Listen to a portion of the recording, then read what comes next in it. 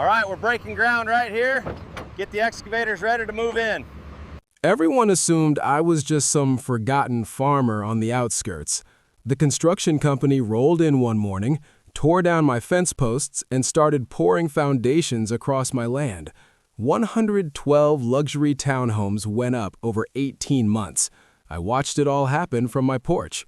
When the development company first approached me 5 years earlier, they wanted to buy my property, 40 acres that my grandfather homesteaded in 1947. I refused. They said they'd find another way. Turns out they did, or so they thought. A man in an expensive car showed up claiming he'd purchased my land through a county tax sale. He had documents with official stamps and everything, said the deal was final. I asked to see the papers. Something was off. The signature wasn't mine. The notary date was from a day I was in the hospital for surgery. Most people would have called a lawyer immediately. I didn't. Instead, I went to the county recorder's office and made copies of my original deed, the real one, never transferred, with my family's name on it going back decades. Then I did something unexpected.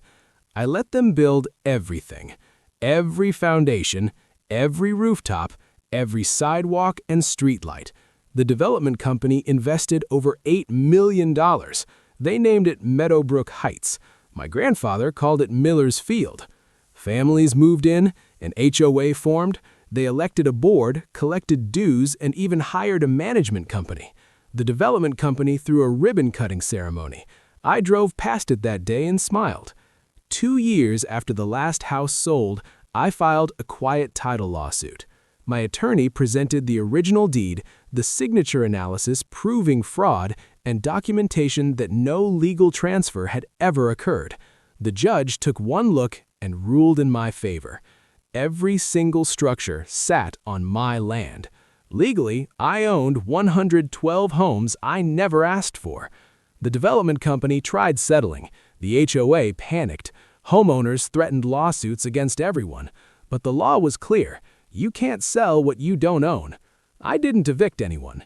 Instead, I offered to sell the land to the HOA at current market value, triple what they'd originally paid the fraudulent developer.